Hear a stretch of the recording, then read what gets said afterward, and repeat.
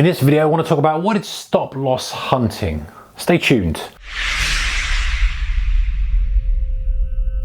Hey traders, warm welcome to you. All right, so you probably clicked on this video because you want to find out the answer to what is stop loss hunting. I'm going to tell you what that's all about. I'm going to tell you if I kind of think you can use this to your advantage as well. So stop loss hunting is really a terminology used by traders to define when the market goes to a place where a lot of retail traders have their stop loss. So you're taking a long trade, you go long and you put a sell stop at a key level, and the textbooks will tell you to put the stop under that key level. In certain conditions, there's nothing wrong with that. However, that creates a cluster of stops where a lot of people are positioned. If you think about a scenario like this, here's your intraday chart. It's your generic currency pair that is very, very popular with traders. And if anyone is long, where are they going to put their stop? And if you polled everybody who's long, if you polled people who weren't long and who were going to trade, they would probably say to you, I am going to put my stop under this key level. And some people might say I'm going to put it here, some people might say I'm going to put it here, some people here, some people here. But the idea is that this little zone underneath there is going to be where the majority of retail stops are. Right, so what happens generally with the market is let's just go recycle back for a second. Stop loss hunting is defined as when the market does this, it comes lower, it goes trades there, and then it goes off. Okay, so it comes and it hunts out all the stop losses, like the gun action there, hunts out all the stop losses and pings all the retail traders. They're out of their long positions and then finally takes off. That's a kind of stop loss hunting chart. So who is hunting and how can you benefit from it? How can you stop getting hammered by it? How can you benefit from it? So there's a bit of a, I don't know whether is it an old wives' tale or it's not really an old wives' tale, that's nonsense. There's a theory, let's say, that there's a concerted effort to push the market into these stops. And there's something to that. I think I've done a video on this before. I've given my opinion on it and gone into some depth and some thinking on this. But the idea is that the market will move down and it's a concerted effort to push the market down, knowing there's lots of retail traders there and it's going to rally. I think I debunked that a little bit by saying, the average retail trader size isn't really that interesting for institutions.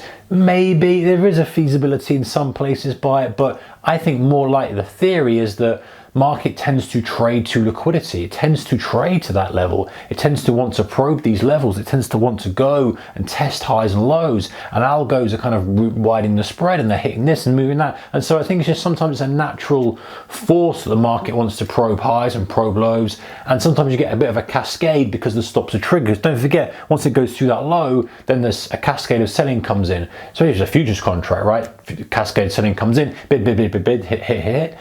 Say as quick as I can, hit, swipes that bid, and that creates that little exhaustion and a flush back up. So it doesn't really matter, I guess, why it does it, but this is kind of a phenomenon that happens in regular markets. So you might say, okay, what does it mean to me? First thing is, just be careful about where you put your stops. If the stop is too obvious, consider changing the position and say, okay, if I'm long, maybe I want to put my stop way out of that zone.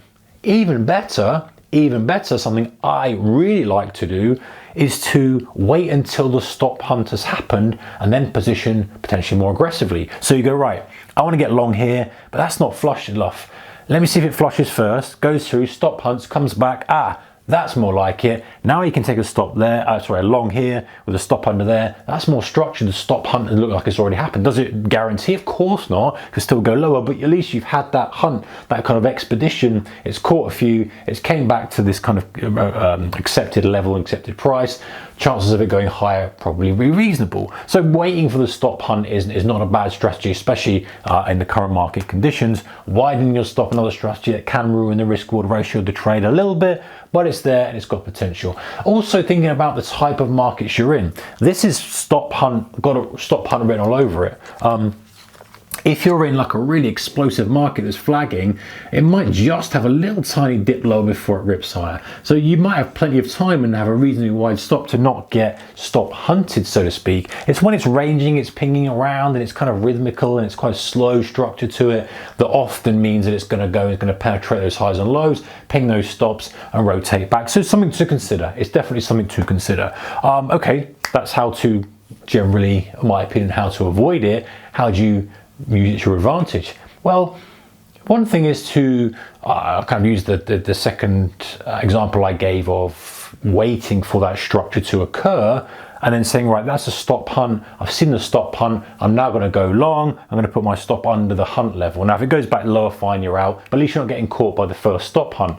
The other thing is to say, okay, if I expect this to stop hunt and I want to get long, start to stack some limit orders where people would put stops, and then put your stop at the structured level below it. So let's say you were going to put a stop here, and let's just say, for example, it was 30 pips, right? You're trading a currency pair and it was 30 pips.